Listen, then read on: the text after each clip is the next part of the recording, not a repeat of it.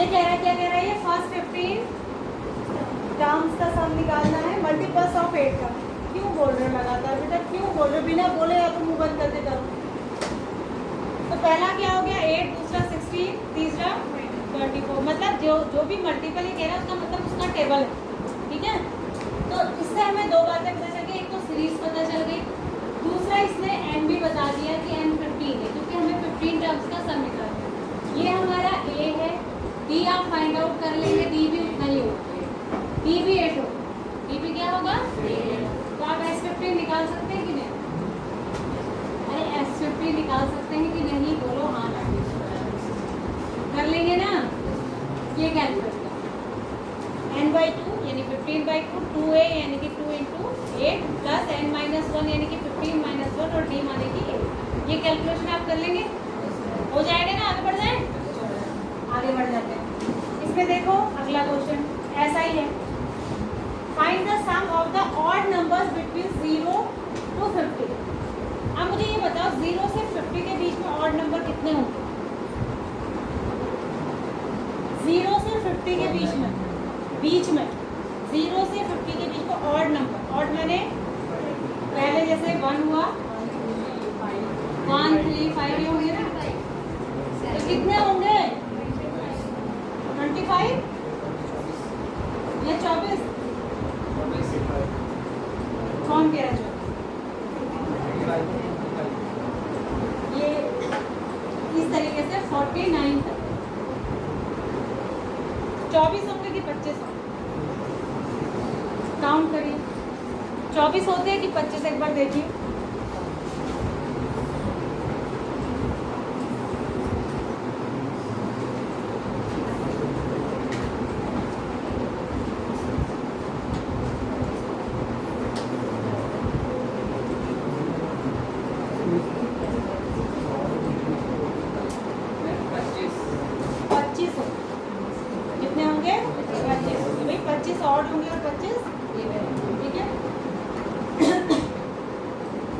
Even तो अगर बीच में कहेंगे तो जैसे मतलब 50 और 1 के 0 के बीच में कहेंगे तो 50 वाला काउंट नहीं होगा इवन के लिए, पर और तो सारे काउंट हो जाएंगे ना 25 के 25। तो टोटल नंबर कितने होंगे 25। पहला नंबर क्या हो जाएगा 1 और डी कितना हो जाएगा 2। देखो इवन नंबर का सम निकालो चाहे ऑड नंबर का सम निकालो, डी हमेशा 2 ही होगा, ठीक है। तो डी हो जाएगा आपका 2, n आपका हो जाएगा 25। यहाँ पर n दिया नहीं था, जैसे पिछले क्वेश्चन में तो इसने कहा था 15 मल्टीपल का सम निकालो, यहाँ पर इसने कहा नहीं, तो आपने खुद सोचना है कि 0 से लेके 50 के बीच में और कितने नंबर होंगे। तो 25 होंगे तो n 25 हो गया, सेम फॉर्मूला लगा, सेम फॉर्मूला लग जाएगा। Sn इक्वल्स टू, यहाँ पर आप Sn की जगह क्या लिखेंगे S25 equal to 25/2, 2 × 1 plus 25 - 1 × d माने 2। समझ आया? अरे आ गया कि नहीं? क्या लिखेंगे S25 इक्वल टू 25/2 × 2 × 1 a1 है प्लस n - 1 यानी 25 - 1 × d माने 2। ये कैलकुलेट हो जाएगा कि नहीं? हो भी गया, वेरी गुड, ठीक है। तो ये तो बहुत आसान दर्जे के क्वेश्चन है, आगे चल लेते हैं, आगे चलिए। अगला क्वेश्चन देखिए 15 नंबर। अब यहाँ से ध्यान से सुनिए, ये थोड़े से वर्ड प्रॉब्लम है लेकिन है आसान। A contract on construction job specifies a penalty for delay of completion beyond a certain day as follow. ये क्या कह रहा है कि अगर किसी कॉन्ट्रैक्टर ने कॉन्ट्रैक्ट लिया कि मैं इतने दिन में ये काम कंस्ट्रक्शन का पूरा कर दूँगा, फॉर एग्जाम्पल वो एक मकान बना रहा और उसने कहा कि मैं 6 महीने में इसको बना दूँ, लेकिन अगर वो डिले करता है, मतलब देर होती है उसको, तो उसके ऊपर पेनल्टी पड़ेगी। कैसे? ₹200 फॉर द फर्स्ट डे, पहले दिन के लिए 200, एक दिन लेट होता तो 200 रुपये। ₹250 फॉर द सेकेंड डे, दूसरे दिन भी लेट हो जाता, नहीं बना दूसरे दिन भी, 6 महीने के बाद की बात हो रही है, तो 250 फिर 300। इसमें आप देख रहे होंगे कि 50-50 का अंतर आ, यानी ये एक 81 है, ठीक है। थर्ड डे ये except. The penalty for each succeeding day being 50 more than the preceding day. How much money the contractor has to pay as penalty if he has delayed the work by 30 days? उसने कितने दिन late कर दिया काम? 30 days। कितने दिन late कर दिया? 30 days। तो कितनी पेनल्टी पड़ेगी ये बताना है। देखो ये खाली पेनल्टी की बात हो रही है। पहले दिन उसको पेनल्टी कितनी पड़ी? 200। दूसरे दिन कितनी पड़ी? 250। तीसरे दिन कितनी पड़ी? 300। चौथे दिन 350। ये हो गया 30 डेज। अब मेरी बात को यहाँ ध्यान से सुनो। इस समय जबकि आप क्लास के अंदर बैठे हैं तो आप एक्सरसाइज नंबर 5.3 कर रहे हैं और आपको ये अच्छे से पता है कि इसमें सम ऑफ एपी का फॉर्मूला लगेगा। बट जब ये क्वेश्चन एग्जाम में आएगा तब आप बहुत सारे बच्चे कंफ्यूज हो जाएंगे कि इसमें S30 निकालना है कि A30 निकालना है। ठीक है, कई बच्चे इसमें ये वाला फॉर्मूला लगा देंगे, उनको लगेगा A30 निकालना है। लेकिन 30 दिन की पेनल्टी निकालनी है तो भाई डे बाई डे उसकी पेनल्टी ऐड हो रही है कि नहीं हो रही है? भाई जितना वो लेट होते जा रहे हैं तो पेनल्टी ऐड हो रही है कि नहीं हो रही है? AN निकालने में ऐड कुछ नहीं होता, बस हमें NH टर्म निकालना होता है। यानी कि अगर हम AN निकालेंगे ना A30 तो उससे ये निकलेगा कि 30वें दिन पर इसको पेनल्टी कितनी पड़ी। ये बढ़ती जा रही है ना 50-50 दिन करके। तीसरे दिन पे 300 पड़ी, चौथे में 350। तो AN निकाल दोगे तो उससे ये पता लगेगा 30वें दिन उसको कितनी पेनल्टी पड़ी। लेकिन आपने 30वें दिन ही निकालना है, उसको पहले दिन से जब उसने पहला दिन डिले किया था और जब 30 डेज तक डिले हो गया 1 महीना तो टोटल पेनल्टी कितनी पड़ी ये निकालना। यहाँ पर आपको लग रहा होगा इसमें क्या नई बात है, पर एग्जाम में आप जरूर इसको कंफ्यूज करेंगे। वहाँ पर बच्चों को नहीं अंदाज आता कि AN लगाना है कि SN लगाना है। तो इसमें दिमाग भी लगाओ थोड़ा कि पेनल्टी ऐड हो रही है तो आपको SN लगाना है। क्या लगाना है? SN। तो आप लगाएंगे S30 = 30/2। 2A क्या हुआ यहाँ पर? 200 प्लस N-1 यानी 30 - 1 इंटू D क्या हुआ? 50। ये कैलकुलेट कर लेंगे आप? 27750 है। लड़कियों शर्म कर लो, शर्म कर लो, एक क्वेश्चन का आंसर भी नहीं निकलता। कितना आ गया? 27750। 27750। ये जो ये फास्ट कैलकुलेशन कर रहे हैं ना ये इनके एग्जाम में काम आएगा because they are practising regularly. You are not doing anything. वो तो बैठी है, उसने तो पेन भी नहीं चलाना। Where is your pen? Why are you not calculating? मना किया हुआ है मैंने कि लड़कियां कैलकुलेट नहीं करेंगी। जब मैं कह रही हूँ इतना लिखने में तो कैलकुलेट हो जाना चाहिए, क्वेश्चन देख के कैलकुलेट हो जाना चाहिए। लड़के सब कर रहे हैं, लड़कियों को क्या हो गया इस बैच की? बैठे हैं ऐसे दाल चावल खाने के लिए। कथा सुना रही हूँ मैं सत्यनारायण की, सुन लो। ये भी बैठी है, कॉपी कहाँ करी? देखो उसकी निकली नहीं है बैग। पता है ऐसे क्या लगता है जैसे हम मुर्गा लोगों की क्लास में आए, सारे मरे हुए हैं, जिंदा दिली या जिंदापन है नहीं किसी के अंदर। अरे इतनी देर में तो आंसर आ जाना चाहिए। सोच ही रहे हैं भाई, घर जाके भी कैलकुलेट करोगे, इसको यहीं कैलकुलेट कर लो, आंसर निकालोगे तो घर जाके खाली उतारना ही पड़ेगा। कम से कम कैलकुलेशन पार्ट तो क्लास में कर लो। 1 घंटे की क्लास है आज, घर जाके भी तो करना ही पड़ता है, या घर जाके रिफ्रेशर से उतार दो सीधे ही।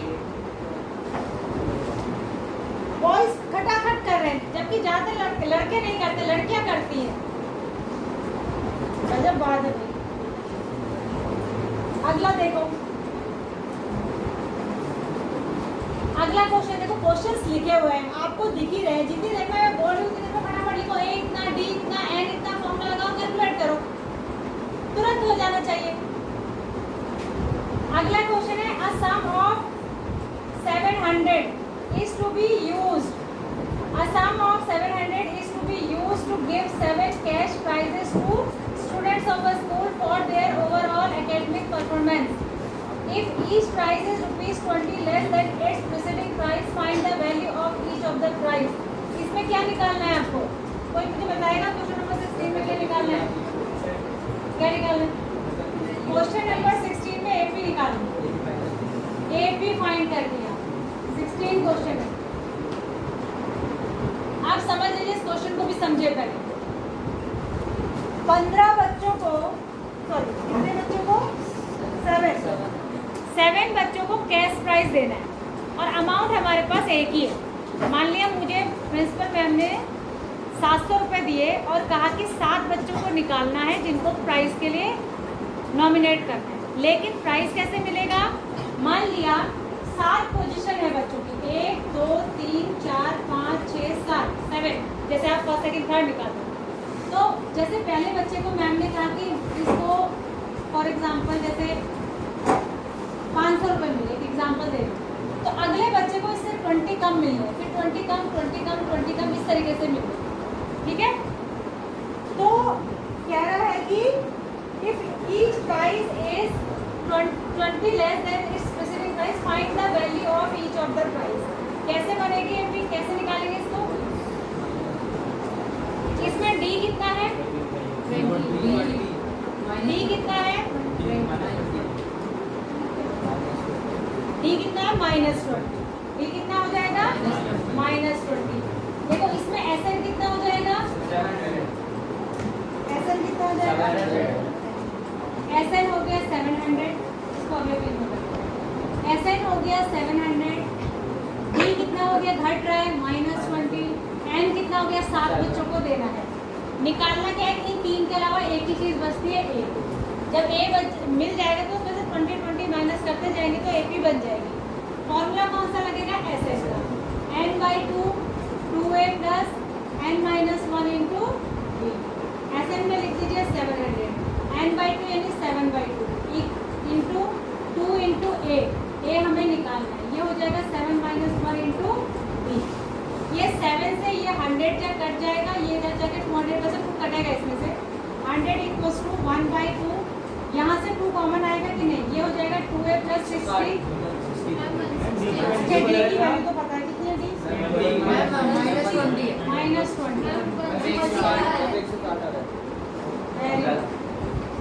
ठीक है, ये -20 हो जाएगी। अच्छे से लिखो,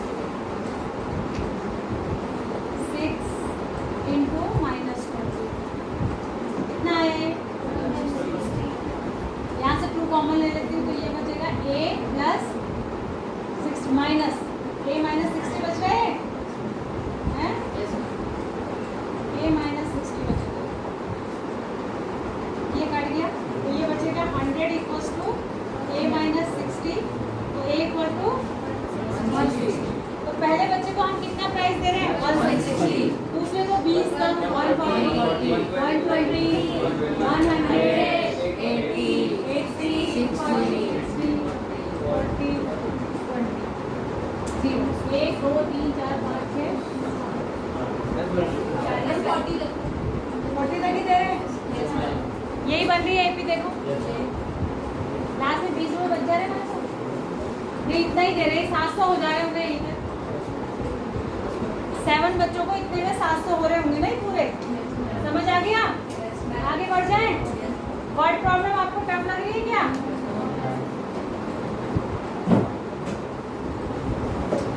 अगला देखो, in a school students thought of planting trees in and around the school to reduce air pollution. It was decided that the number of trees that each section of each class will plant will be the same as the class, ठीक है, in which they are studying. For example, a section of class 1 will plant 1 tree, a section of class 2 will plant 2 trees, and so on for till class 12. There are 3 sections of each class. देखो, तो क्या करना है आगे, क्या निकालो कह रहा है? ये क्लासेस हैं आपकी 1 से 12 तक। सिचुएशन को एनालाइज भी किया करो। अरे क्या हो रहा है ये? यहाँ देखो, क्लास 1 2 3 4 5 6 7 8 मैं आपको समझाने के लिए बना रही हूँ, 9 10 11 और 12, ठीक है। हर क्लास के ये एक क्लास एक ट्री प्लांट करेगी और इसके 3 सेक्शन है, तो 3 ट्री तो क्लास फर्स्ट करेगी, इसमें एक सेक्शन 2 ट्री प्लांट करेगा और इसके भी 3 सेक्शन है, तो ये 6 ट्री प्लांट करेंगे, ये 3 इंटू 3 यानी 9 करेंगे, ये 4 इंटू 3 यानी 12 करेंगे, ये 5 इंटू 3 ऐसे करेंगे 5 to 15, ठीक है। इस तरीके से ये एपी चलती जाएगी, समझ में आ गई? तो एपी आपकी क्या बन रही है? 3, 6, 9 इस तरीके। और कितने सेक्शन, कहाँ तक क्लास है? 12 तक। तो एंड कितना हो गया? 12, ठीक है। तो अब ये पूछ क्या रहा है? हाउ मेनी ट्रीज, अब सबके ट्रीज को ऐड करना है ना, तो इसलिए यहाँ पर सम ऑफ एपी का फॉर्मूला लगेगा। ये कैसे पता चलेगा एग्जाम में? सम सम ऑफ एपी क्या देगा, क्योंकि क्लास 1 ने जितने ट्री प्लांट किए, फिर 2 ने, फिर 3 ने, सबको मिला के टोटल बताना है। तो सम का फॉर्मूला लगेगा, बताइए क्या हो जाएगा, बताइए सम का फॉर्मूला क्या हो जाएगा। Sn इक्वल्स टू n/2, कितना हो जाएगा, S12 हो जाएगा, 12/2, 2 इंटू a 3 था प्लस n माइनस 1, हाँ इंटू d कितना है 3 है। ठीक है, पूरा आंसर आ गया है 234 आ रहा है, 6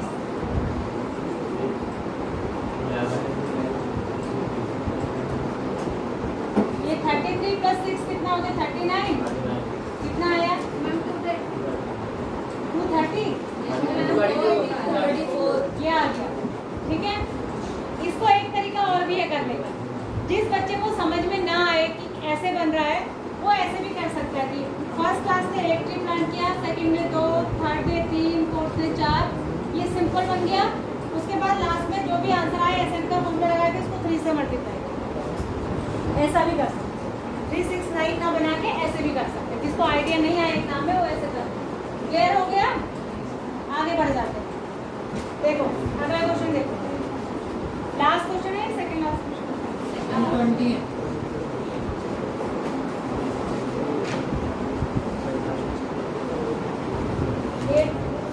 20 क्वेश्चन, बहुत अच्छा क्वेश्चन है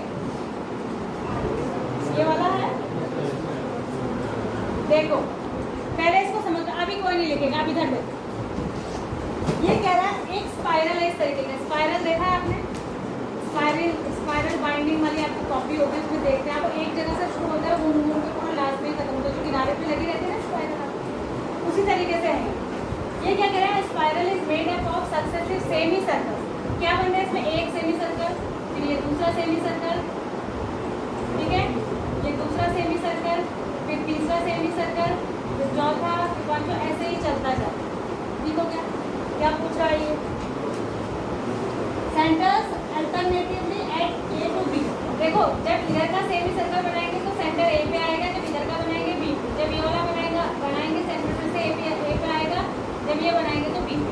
तो एक बार ए पे सेंटर आएगा, एक बार बी पे, एक बार ए पे, एक बार। अब क्या कह रहा है, और इसका जो विड्थ रेडियस 0.5, 1, 1.5 ये चल रहा है। रेडियस अलग अलग होगी ना, बड़े हो रहे हैं ना सेमी सर्कल। तो पहली बार में रेडियस कितनी है, पहली बार में है 0.5, फिर 1, 0.5, फिर 1, फिर 1.5, फिर 2, इस तरीके से रेडियस है। ठीक है, अब पूछ क्या रहा है, what is the total length of such a spiral made up of 13 consecutive semi circle। अगर आपको ऐसे ही 13 सेमी सर्कल का बनाना है ये स्पाइरल, तो कितनी लेंथ होगी टोटल। ठीक है, तो S13 निकालना है, क्या निकालना है, S13। लेकिन सेमी सर्कल किसका बन रहा है बेटा, ये तार कौन सा यूज हो रहा है, यही तो है जो तार यूज हो रहा है ये, ठीक है, यही तो तार यूज हो रहा है ना, ये फिर ये फिर ये, तो यानी जो तार यूज हो रहा है सेमी सर्कल बनाने के लिए, वो उसके लिए हम क्या निकालेंगे, सेमी सरकमफ्रेंस, सेमी सरकमफ्रेंस। तो पहली बार में रेडियस 0.5 है, तो सरकमफ्रेंस इसका क्या हो गया, 2 पाई इंटू 0.5। ठीक है, हो गया। दूसरी बार में 1 है, तीसरी बार में क्या है, अरे बोलो, यहाँ देखो, पहली बार में है 2 पाई इंटू 0.5। ये पहला सेमी सर्कल बनाने में इतना तार यूज हुआ। इसकी गप पे देख लो, इसको देखो, मेरे को देख लो। हाँ तुम क्या हो गया, कमर में दर्द हो गई। दूसरी बार में 2 पाई इंटू 1, तीसरी बार में 2 पाई इंटू 1.5, ऐसे करके ये चल रहा है। ये सबको प्लस करना है, क्या कॉमन है इसमें, 2 पाई को तो बाहर रख लेते हैं, अंदर क्या बचेगा, 0.5 प्लस 1 प्लस 1.5 और 2, कहाँ तक 13 तक। तो ये अंदर वाला AP बना रहा है कि नहीं, अंदर वाली चीज इसको मत देखो,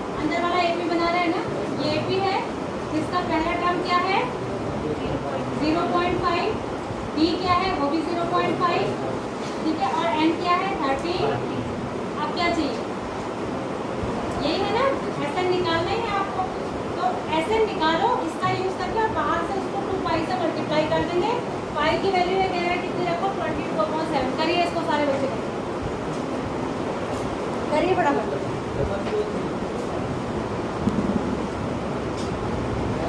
हाँ 143 आ रहा है। SN निकालो पहले, S13 निकालो।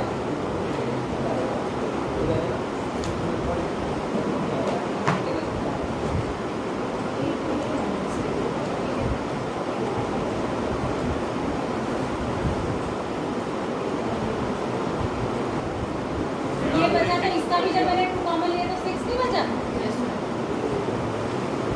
कितना हो गए? ये तो काट के गलत क्यों आ रहा है? 6 5 का 30 तो होता है, 3 आएगा ना ये।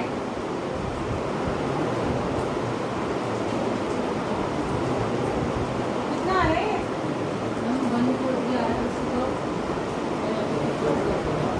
ये आएगा ना ये। ठीक है, आप करो इसको 22।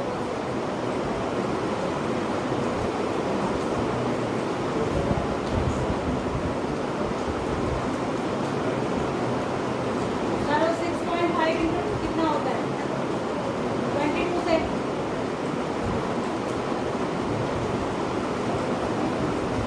मैंने गलत लिख दिया था पहले। 45.5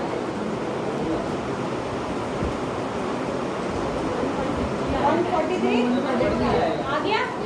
यही आंसर है। तो इसको ऐसे करना है, मतलब सिंपल लैंग्वेज में समझ लीजिए 0.5 1 1.5 2 से आपको AP बनानी है, उससे S13 निकाल लेना है, जो आएगा उसको 2 पाई से मल्टीप्लाई कर देना है। ठीक है,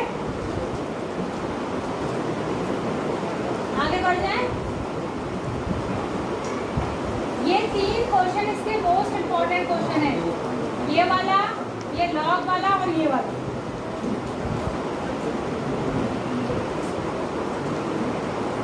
ये हो गया सबका 133 वाला। आगे बढ़ जाए, 2 क्वेश्चन और बचे। यहाँ देखिए, ये 3 क्वेश्चन बहुत इंपॉर्टेंट है एग्जाम के लिए, बता रही हूँ मैं।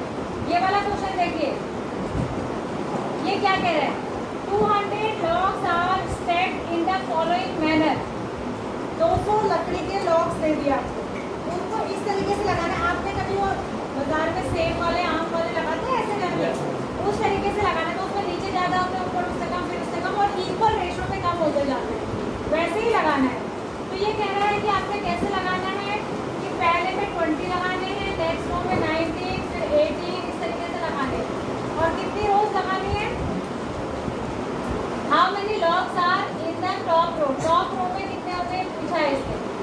ठीक है, 200 है ना। कैसे करेंगे इसको बताओ?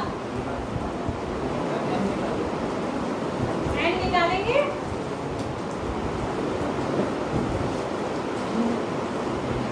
क्या क्या पता है इसमें आपको? SN पता है, कितना है? 200। A कितना है? 20। B कितना है? 1 हो गया, क्योंकि 20 माइनस में हो गए 20, 19, 18, ऐसे 80 चल रही है। तो ये हो जाएगा 19 माइनस 20 यानी -1। क्या निकालेंगे पहले? SN से क्या निकालेंगे? N।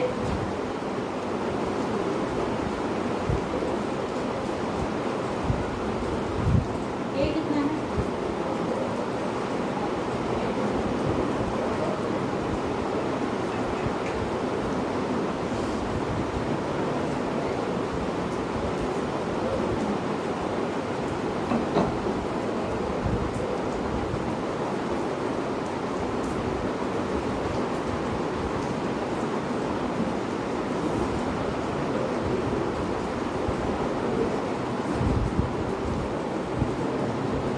SN तो दे रखा है ना 200।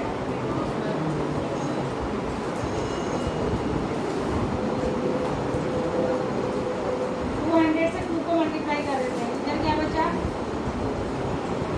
इधर बचा 40n, n को अंदर मल्टीप्लाई करेंगे 40n माइनस n स्क्वायर, नहीं 40n नहीं होगा, 20n हो जाएगा, नहीं इसको प्लस n।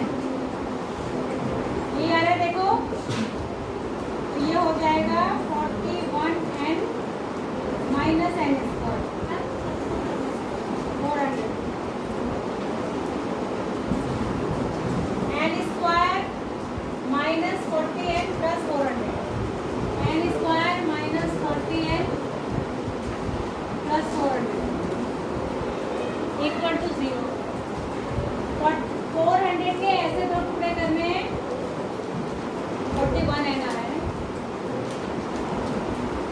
बताओ 400 के दोनों में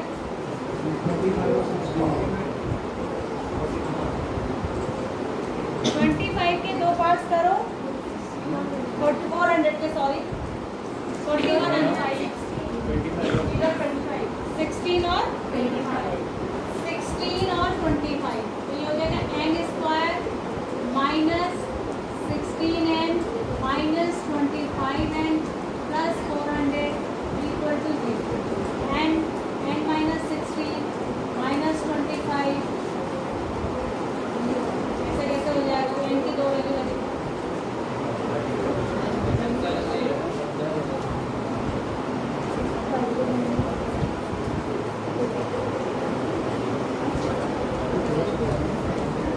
वो वैल्यू आ जा रही है।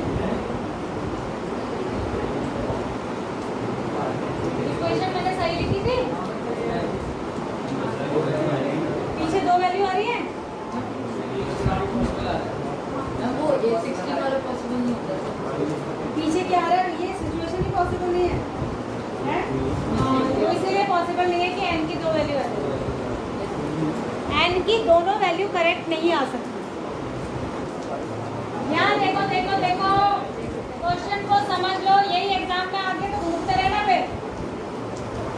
दोनों ठीक है, n हमारे दो आ गए। अब देखो सिचुएशन कैसे पता चलेगी पॉसिबल है या नहीं। n की दो वैल्यू नहीं हो सकती वैसे, वही वो कह रहा है 200 लॉग्स को लगाना है आपने, तो सबसे ऊपर वाली रो में कितने आएंगे? तो या तो 16 रो लगेंगी या 25 रो लगेंगी, दोनों तो पॉसिबल नहीं हो सकता। अब इसमें से सही आंसर कौन सा है? आपसे इसने एक क्वेश्चन और पूछा है कि ये भी बताओ कि सबसे ऊपर वाली रो में कितने लट्ठे होंगे, कितने लॉग्स होंगे। तो मान लिया फॉर एग्जाम्पल अगर सबसे ऊपर वाली रो अगर 16 रो लग रही हैं तो आपको A16 निकालना है, और अगर आप मानते हैं कि 25 रो वाला आंसर सही है तो A25 भी निकालिए जरा।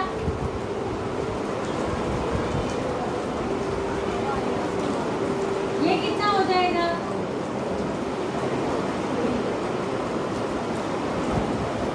-1 था ना?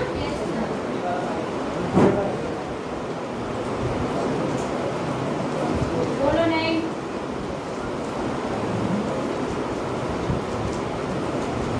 यहाँ देखो, यहाँ कितना आया? A16 कितना आया? यहाँ देखो, आप समझो बात को, आप वहाँ तक निकालेंगे फिर ये भी निकालेंगे, फिर आप कहेंगे कि जब हम n की वैल्यू 25 रख रहे हैं तो आ जा रहा है कि 25th रो में -4 लॉग आएंगे। क्या -4 लॉग हो सकते हैं? -4 लकड़ी के टुकड़े हो सकते हैं?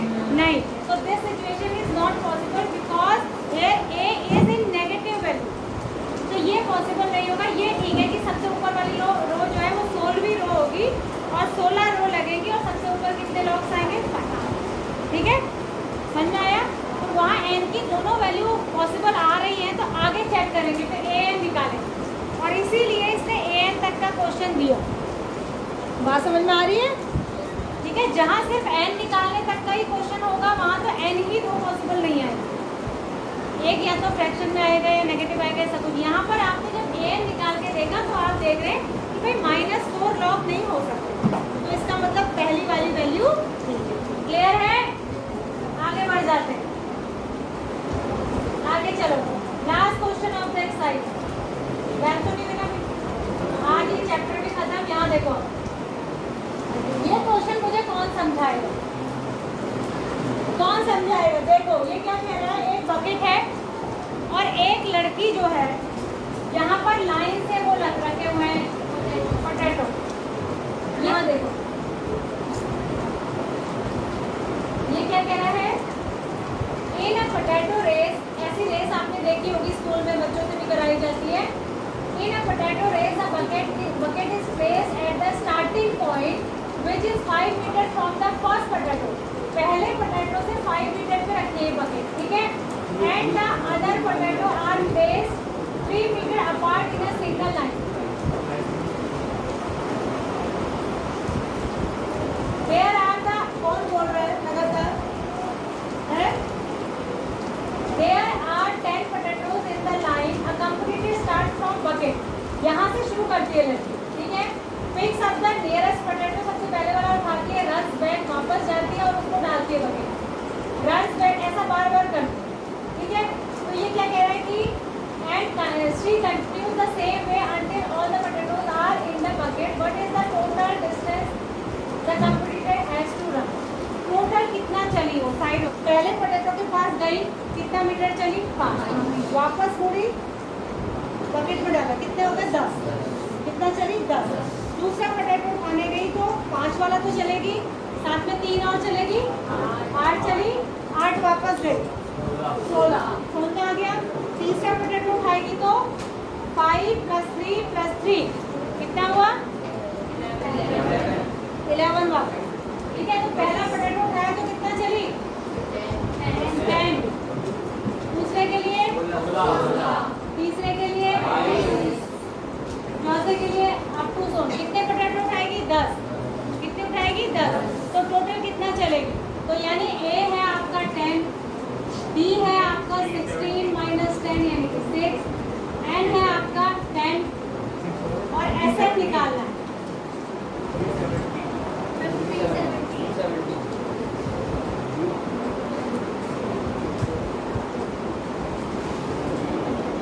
5 और D को 3 लेंगे, लास्ट में 2 से भी मल्टीप्लाई कर सकते हैं, बिल्कुल कर सकते हैं। देखो फिर से सुन लीजिए, जो ये कह रहा है बिना, ये भी बना सकते हैं आप। अगर किसी को इतना समझ में ना आए जो मैंने समझाया तो आप ऐसा भी कर सकते हैं। 5 पहली बार में 5 चली, एक ही बार का ले लो, वापसी का मत हो, पहले 5 चली, दूसरा पोटैटो उठाने के लिए इधर की साइड को सिर्फ 8 चली, तीसरा पोटैटो उठाने के लिए 11 चली, इस तरीके से निकाल के उसको लास्ट में 2 से मल्टीप्लाई कर लो, क्योंकि उसने डबल डबल चला है, पहले इधर गई फिर इधर गई, तो ऐसे भी हो सकता है।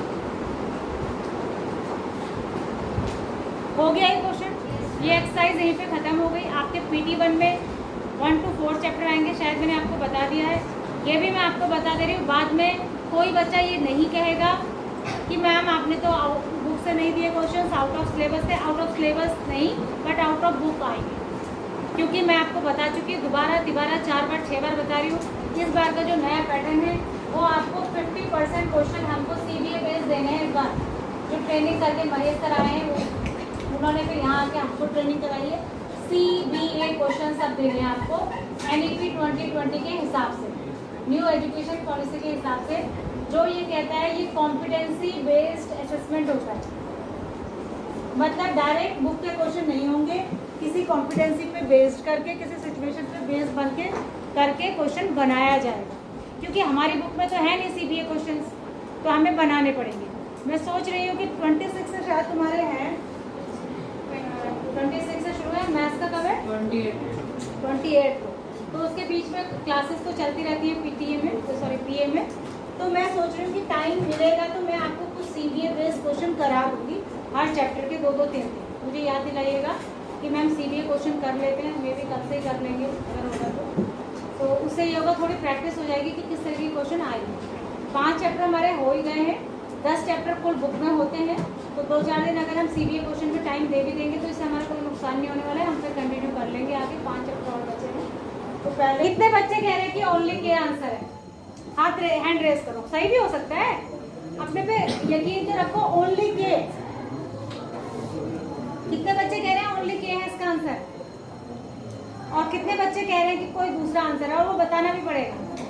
हाँ विनोद, लास्ट वाला नहीं,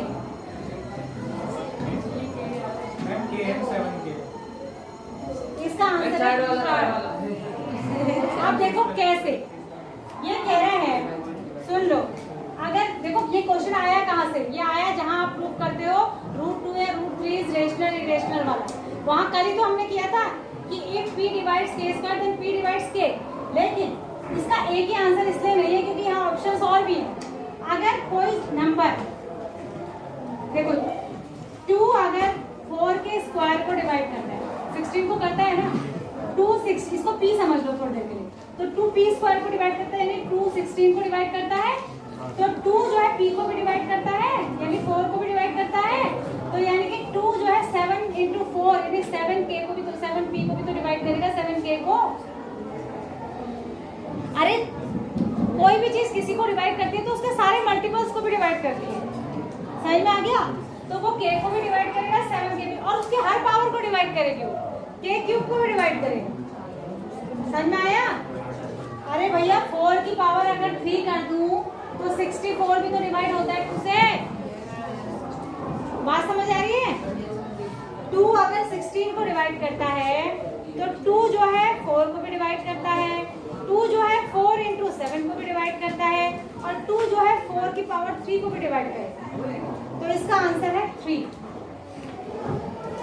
तो ऐसे क्वेश्चन आएंगे सीबीए के। अब ये क्वेश्चन कहाँ से है?